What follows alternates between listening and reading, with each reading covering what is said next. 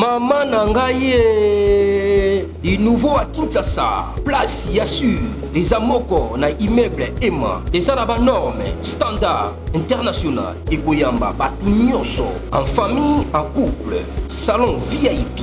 Et salle à manger, salle de bain confort et magistral et des chambres à coucher, cuisine Kafou. Sécurité, ils a assuré. Connexion internet illimitée, Facebook, TikTok, WhatsApp.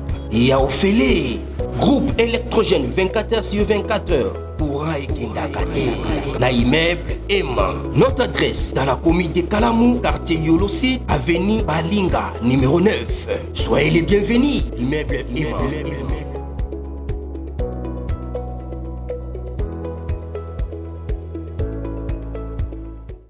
Sabiso na makambo na bino te.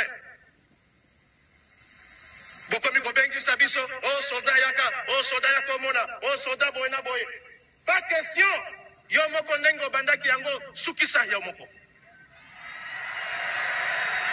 Soki pe okokite tika, zonga mboka kende kofana.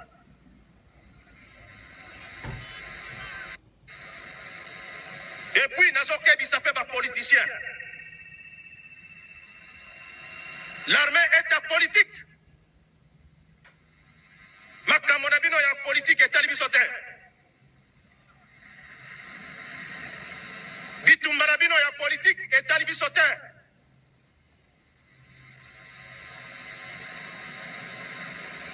Kokoti sabiso na makamonabino te. Bokomi kobengi sabiso, oh soldat yaka, oh soldat yako mona, oh soldat boy na boy. Pas question. Yo moko nengo bandaki yango sukisa yo moko.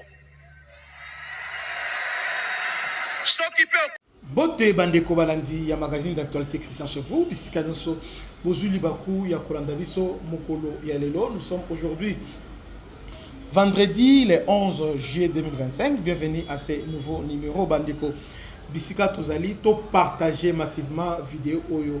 Partagez massivement, likez, partagez. Tolingi vidéo au pesa et Kende pesa partout. Général Chiwewe a trahi Félix Tshisekedi. Selon plusieurs témoignages et aussi des audios et aussi députés, sénateurs, les gens qui sont proches à dossier, il est en connivence avec Joseph Kabila. Il semblerait que Kabila a bien qui général Chiwewe. A bien général Chiwewe. Et général Chiwewe aurait confié à Joseph Kabila que le président Tshisekedi était sous sa coupe et qu'il les contrôlait totalement. Il aurait par ailleurs promis à Kabila qu'il passerait bientôt à l'action. Voilà, parmi les blocs qui vont reprocher, ce n'est pas coup d'État.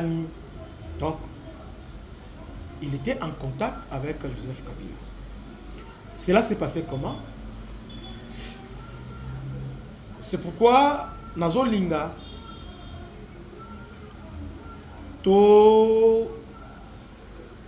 se comprendre très bien. Dans le bac dès le départ, d'accord, ils ont bien. Et permettre de stopper, mais ce qui est important, nous devons construire notre armée. L'armée aussi, c'est la méritocratie. Et l'armée a ses principes. L'armée a vraiment ses principes. Et notre armée, ils ont confronté à un problème ébélé. Ça ne commence pas le lot. Il va depuis Kala. La deuxième république, la première, il y a les guerres entre des généraux. Maintenant, depuis Kabila, qui est le pion rwandais, avait déjà un plan de diviser le Congo en deux, partie orientale et occidentale. Donc, il a fabriqué ces généraux. Oyaye a fabriqué les généraux. Et dans la période de Kabila, ils ont bien un capitaine. Son voyageur à Poyoya a commis général. Vous voyez? Donc c'était comme ça chaque année, Bazo Matabagrad. Général Chiwewe Azanan, relation avec Kabila, Eza Nini. Général Chiwewe n'est pas un ex-phase. Aza,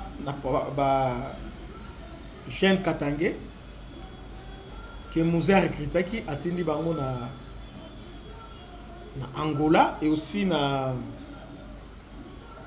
Égypte, na Soudan, bagene aussi la formation. Badamo ebele. Ezaba qui seboué, badamo ebele. Moko azapé général qui seboué. Aza entre na Équateur, général qui seboué dans Équateur. En Équateur. Badamo ebele. Alors quand il rentre donc bazongi mbala moko bakena centre ya Moura. Bisika au Kabila les pères bando formé basoda. Bamour a formé par coréen. Maintenant officier na bango ndeba général Chiwewe. Depuis centre Kobaki commandant parti Akuna tout ça. Et c'est lui qui était numéro 1. Première mission na bango, ils sont partis na Équateur pour stopper Jean-Pierre Bemba. C'est lui qui était le commandant brigade. Ils avaient qui un certain major Steve Akoufa, avait neveu il y a musée. Il y a eu affrontement contre Bemba, Jean-Pierre Bemba. Alors, lorsqu'ils ont échoué la mission et le neveu à musée a suicidé, et par la suite, c'est le général Kisebwe qui a pris relève, et puis général Christian, à ce temps-là, je crois qu'il est major, Batindie na poste Msous. Faisant un bataillon, commandant sécurité le mois bon. Qui s'est commis commandant 10e brigade, Yamoura, installé en Aseta. Et général Christian a commis commandant sécurité, il y a Joseph Kabila. Donc, c'est dit, général Christian a été un moment commandant sécurité, il y a Joseph Kabila. Donc, commandant en brigade de sécurité, non, commandant chef à sécurité. Il y a des éléments apparents, parce qu'il y a aussi des noms apparents. Donc, ils sont là-bas. C'est lui qui était commandant de sécurité pendant un moment. Quand on est au Longolaye, à qui on a remplacé Kisebwe, la 10e brigade, aux Aïna Seta, il y a Moura, et puis Kisebwe, Batinde côté Moussous. Donc, le général a commis commandant brigade, la 10e brigade, il y a garde républicaine. Et on a les gens qui ont fréquenté l'aéroport, en matière de douane, tout ça, il était beaucoup impliqué dans le domaine de la douane. Pour des douaniers, il y a une agence d'ailleurs, la douane, tout ça. Il y a une douane qui influence au limite rapidement. Il y a une agence de la douane, tout ça, à un moment donné. Mais lui, non, Kisebwe a été remplacé par Simplice, un certain général Simplice Ngoy, je me rappelle bien. Simplice Ngoy qui a remplacé Kisebwe. Simplice Ngoy qui deviendra plus tard chef de la maison militaire adjoint chargé renseignement pendant Fachi. Déjà, c'est parce que l'Angola qui est déjà à Souanaté. Et après, Simplice de général Christian. Voilà. Donc, nous sommes ici en 2014, 2015, 2016. Il était colonel Foul dans l'aéroport comme commandant brigade. Nous sommes en 2016. 2017, commandant brigade. Commandant brigade et colonel Foul, général Christian. Aujourd'hui, 2017, 2023, donc 6 ans. Dans l'espace de 6 ans, il est passé de colonel Foul au général à général 4 étoiles. Comment expliquer ça? Bon. La réalité qui est dans le Congo, c'est compliqué. Bon, ça ne commence pas qu'avec ce qu'il dit, non. Même le président Blanc et Salama. Parce que Mobutu a l'ongoué directement na sergent, directement colonel. Non, il a bien monté.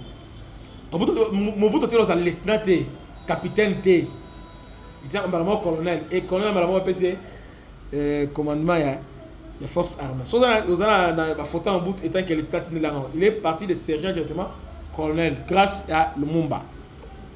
Voilà. Alors, général Chiwewe,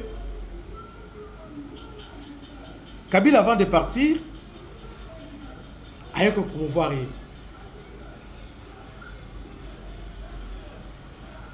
Kabila sali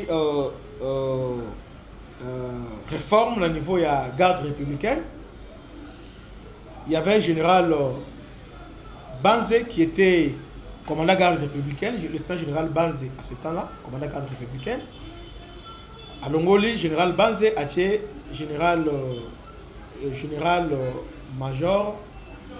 C'était encore qui? Oyo Bakangi Sikoyo avec na Kitona. Kampeta. Batia Ilunga Kampeta, titulaire, adjoint naé, nani, général Christian. Je crois que on doit avoir commandant général de brigade. Parce que so ozongi sima. Ozongi sima. Nous expliquer là au moko yamana, nous pesa un peu moins historique wana. So ozongi sima mukeka na 2017, au moment que général Kampeta azali commandant ba blindé colonel, commandant régiment blindé. Il y a garde républicain. Général Christian a eu commandant brigade, 10e brigade. Bon, après réforme, il y a un régiment. Voilà. Maintenant, on a même Oyo Azui titulaire, Oyo adjoint. On a général de brigade. Étant Félix Saye, tellement que général Christian Chiwewe, courageux, très proche, il était là. Parce que Kabila, c'est lui qui a choisi qui a facilité le belé, a facilité un peu Maramou Belé et pas Tshisekedi. Le général Chiwewe, comme commandant adjoint garde républicain, il était là, tout ça, azul et devant. Comme quand peut-être un peu moins un peu réservé, tu as pris les devants. Ah, bon, nous avons aidé tout ça. Et je conseille pas descendre sur le terrain. Je conseille que tu as expliqué, la barrière, je l'aime au Balongo, la Kabila. Oh non, quand tu as tout ça, c'est lui qui a aidé le chef d'État. Et la dynamique qu'on a, mais oh yo, azo aidé Bondé, Ozana, on a adjoint. Titulaire Azali, titulaire Azali. Ok. Félix Pestal la réforme. À Longoli titulaire, Aché Christian titulaire. A comme commandant garde républicaine et Kampeta va nommer côté Moussous. Maintenant, on a nommé commandant garde républicain, va accepter étoile Moko a commis général major promotion général major. C'est comme ça qu'il a commencé à évoluer. Mais et dans le poste mon stratégique, Azar commandant garde républicain. Avec histoire à FCC Cash, et ça dit que Félix avait besoin des hommes de confiance. Batro qui pouvaient l'aider, tout ça. C'est comme ça, il a jeté. C'est pour ça qu'il s'est appuyé sur Général Chiwewe pour la réforme, la bilan au sein de l'armée. Et mon confiance, Azalaki Naye, Azalaki Général Chiwewe. Parce que Mbala était là et les autres, Chiwewe. Parce que John Numbi, il y avait un courant ébélé au sein de l'armée. John Numbi, Azalaki, Mundos et les autres, John Numbi, il y avait aussi Payanani, il y a Général Amissi. Donc, il y avait des courants au sein de l'armée. Et lorsque John Numbi, Bayo Longolaye, Baché Amissi et les autres, Félix a maîtrisé l'armée, bon, à l'objet, c'est lui qui l'a aidé à être chef d'état-major général. Il y a FRDC. Est-ce qu'il est rare ou bien quel est le critère où il y a général Christian chef d'état-major général de FARDC. Ngana Sepelani Makaba, c'est un courageux, homme du terrain. Aza un peu makasi, aïbi ko tombe la morale à troupe. Et puis Aza un peu aïbi ko discipliner les soldats. En tout cas, de ce côté-là, un bon. Maintenant, un chef d'état-major général, n'est-ce pas, c'est lui le sommet. C'est lui le sommet, c'est-à-dire, c'est lui, en réalité, selon la loi organique aux organisés FARDC, il doit être le plus gradé dans la. Or, grade à Souka, dans le niveau FARDC, Ezali, général d'armée, général 4 étoiles. À ne pas confondre avec général des corps d'armée. On a un général 3 étoiles. Vous voyez. Alors, général Christian a commis général 3 étoiles, c'est-à-dire général des corps d'armée. Or, pour être général 3 étoiles, en réalité, et Sengeli, on a quand même au dirigeant qui force, soit force terrestre, force aérienne, mais force maritime, parce que nous avons 3 forces. Force aérienne, force maritime et force terrestre. Vous avez commandé, quand même, on a quand même un parcours moins un peu illogique. Mais lui n'a pas un parcours là brillant, un parcours éloquent, non. Or, l'armée aussi, c'est la discipline. Quand on dit la discipline, c'est aussi cette méritocratie. Parce que l'armée, c'est un monde où il y a rivalité. Il y a des gens qui sont parfois, ils sont là, abandonnés depuis Kala. Ils ont breveté d'état-major général. Bien, diplômé d'état-major. D'état-major, mais bien breveté, bien technicien d'état-major. Ils sont là, en a formation belé, mais à grade. Ou bien il est là, à Ebi belé, parfois, dans le parcours, on a eu le cas de ma colonie. Mais à Tikali, général, il y a 4 étoiles. Il faut un peu ça. 4 étoiles. Mais, il y a maintenant un problème. Problème des animes. Dans le niveau commandement, on a revêti le pouvoir. Mais dans le niveau pensa, il y a boyé. Au moins, il y a une difficulté à commander. Parce que devant vous, on a un bateau, parce que je ne vois pas devant une personne le rôle à. Pour ne pas citer les noms, il est bilé. Le rôle général Bandima, Luboya, le rôle à Kakule, le gouverneur militaire, il est bilé. Bateau Penza. Il faut un peu ça. La promotion on a fait et ça qui est à un moment donné bon et fragilise la paix armée. Ça fragilise. Ils ont fragilisé. C'est comme ça Kabila sa façon de faire.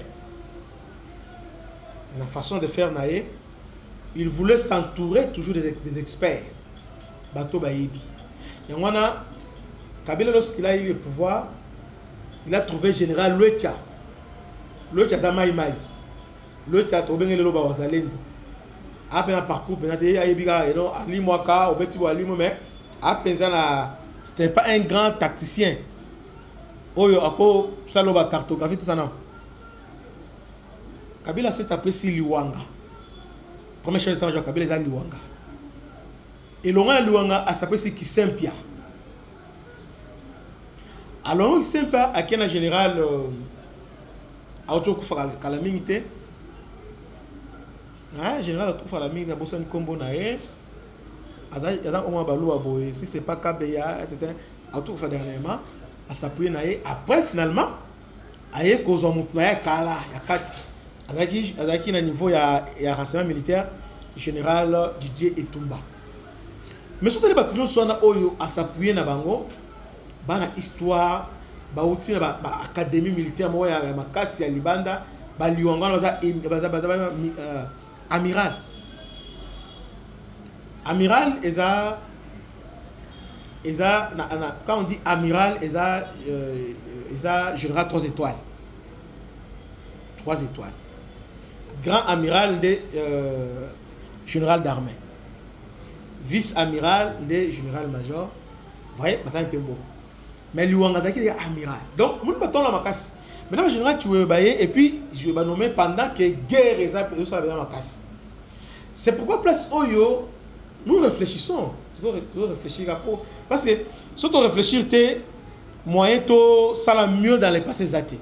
Dans la future moyen, ça la éloger aux alatés. Ba trahison nous sous belé ils appellent ba frustré nous sous mais il y a combien on a ndengeni il y a on a ndengeni até au monde donc c'est la bongo nous a pas trahir tes mais a boy comme pesa ataliga ayo commandé bon yo olingo o la que non yo penza yonde nous yonde osa ozore yonde okomi wana esengelo la kisai yepe a boy peut ko trahir mais le bon na kainka maboko total est là. Non, c'est là où on peut s'engager, on peut s'engager dans la salle. Mais on a quoi pendant tout le choses à boy. On a dit et comme dit à loi.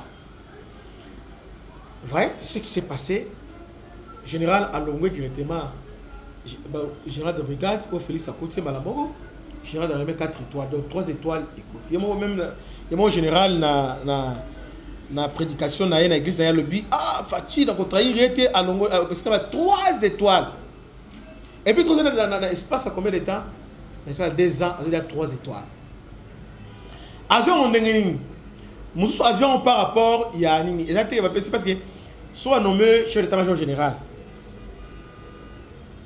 selon loi et le bi faut dans les hauts gradés dans les militaires ceux qui sont actifs. Loi 2013. C'est comme ça, il était lieutenant général. Pour pas se conformer à la loi, le commissaire général d'armée. Mais tant que vérifier, à Tikala, vous avez la breveté d'état-major général. Moins encore technicien d'état-major. Donc breveté d'état-major, bien technicien d'état-major. Selon plusieurs sources. Mais comment il est devenu la place ouane? Maintenant, on commis comme Azar, c'est un militaire, Yamakila. Parce que les militaires, ils avaient formation, ils avaient un peu militaire à Makila. Il a commencé à former, à recruter, à former, à s'imposer. Et là, le Sénégal, dans Mali, les a que Kabila les a tous contactés. Kabila a contacté tous les généraux parce que Talamutozaki déjà à Dalaka. Comment la sécurité naïe. Parce que Kabila a n'importe qui. Kabila a une mission au Congo. Kabila n'a jeté pas celle. Kabila dirigé par l'entremise de James Kabarebe, Kagame, ordre à ça. Alors, tout va considérer la plupart des généraux. Il y a un dossier par Kabila. Nous sommes appelés ça en Bassi. Hein? Oh, généralement, côté côté wana. Nous sommes à Kanga. Parfois, après ce mois-ci, Rwandais au Botanaye, Banazakuna, soit bâtiment mission mobile à Mabé, au salaire de Mabé, à notre dossier à Tiwabi, jour au Komeka, au fond le dossier. Donc, piéger à niveau la plupart. Donc, Kabila, quand tu travailles avec lui, aux approches, faut moi piège pour s'assurer que, en tout cas, au trahir, il était. Alors, c'est comme ça qu'il s'appuie maintenant dans tout ce monde-là. Soit il y a Bengayo, ata les lots d'Andengeni à Bengio. Mais dans l'andi, dans tout l'Andani, parade de mort général, Christian Tchoué, Azolo Belobo Mokwana, tout l'Andani ensemble, la binoto à Mamazoloba. Suivons ça. Kokoti Sabiso na makambo na binote. Bokomi Kobengi Sabiso, oh soldat yaka mona, oh soldat boyna boy. Pas question. Yo moko nengo bandaki yango sukisa yo moko. soki pe okoki te tika zonga mboka kende kofala.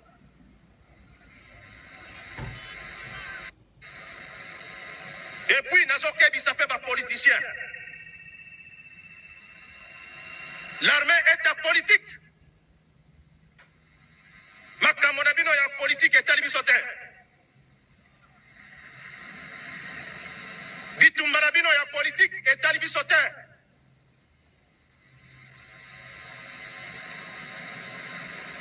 Kokotisa biso na makambo na bino te. Bokomi kobengisa biso o soldat yaka, o soldat yako mona, o soldat boye na boye. Pas question. Yo moko ndenge obandaki yango sukisa yo moko. C'est comme si moment où on avait contacté qui est bien dengue. Il semble que Kabila l'avait contacté. Il peut promettre que à relivrer moi la main. Vous voyez un peu ça. Alors ça fait très mal. Moto oyo apesio nyonso. Et là, le général est belé. Sinon, on a un koufa. Attire comme un général d'armée. Mais pourtant, à ça, il y a preuve et belé. Peine à armée à relever, épreuve, à traverser, épreuve et belé. Oyo est forgé. Mais à ça, même général à comité, à colonel fou. Mais, Nathan mon record au place soana. Moindre chose, ils ont une loyauté quand même. Si les faits au hasard repoussé, c'est vrai, alors je regrette. Parce que Félix lui a tout donné. Tout donné. Tout donné. Mais, il y a une information. Le pasteur ghanéen Oyayaki, il vient souvent chez Félix. Oyo après pour naï ghanéen, pasteur wana. De tous avec lui, il semble qu'il a passé la prophétie moro, soit encore konzi, soit peut-être. Est-ce que là on a été moutou et Mathieu m'a foutate? Je sais pas. Naï pensate. Mais bravo au moins na conseil spécial en matière de sécurité, il a fait un bon travail. Bah zuba audio, bah zuba appel, bah arriver à construire un dossier. Bah confronter bah on peut na ba homme parce que on a arrêté beaucoup de personnes. Donc arrestation tisco ils ont continué. En cascade. Ils ont continué. Mon arrestation, ils ont continué. En tout cas, passe dans mon thème. Il y a comme on a qui bateau de Tchela qui mon thème. Parce que moi je me disais, c'est le général Otis qu'on a soupçonné tes aïeux. Mais tant que m'a gambouana, mais mon thème passe, il m'a cassé. Et puis on se demande pourquoi mon conducteur a confiance. Est-ce que Bambo a au courant dans mon thème? On ne sait pas. Donc, prochainement, Sengeli Mukonzamboka, quand même, Asala Angele, Nabat Oyo, Azako utilisé, pas au travail, Naban. Au-delà, il y a loyauté, Sengeli peut critère, peut à méritocratie, critère on a compétence, peut et à la pesa inclus. Et que ça là qui nous rendre un bon service et aussi tout en état loyal. Donc moi, mon combat c'est ça. Aux loyal, en même temps aux animaux. Parce que nous ne voulons pas un mécanicien. Dans l'école, à l'université, à Sala, bon, bien à l'université, à Sala, mécanique générale, mais à comme conseil diplomatique. Dans le cabinet ministre et le cabinet président. Mon andeli non, c'est architecte. Un architecte, mais conseiller diplomatique. Oui, architecte, oui, il a une infrastructure. Comment concevoir, ça c'est bien. Mais quand vous prenez un électronicien, assisté à ISTA, a commis conseil financier. Bon, vous m'achetez. Tout ça, l'effort, tout ça, na Essikanaï. Loyauté, c'est bien. Mais compétence, c'est mieux. C'est mieux. Si nous pouvons imiter, Total là haut balé. Même Mobutu peut le faisait, Mobutu en autre la compétence, mais avant même Kabila haut, nous la fils de la paix. Regardez toujours place wana trop surveiller mais à la wana mais bazo quand même au travers bazo écola paix. Bazo écola. Bazo écola. Je crois que j'ai tout dit. Que Dieu vous bénisse. C'était votre humble serviteur, l'émission Christian. À la prochaine. Ciao.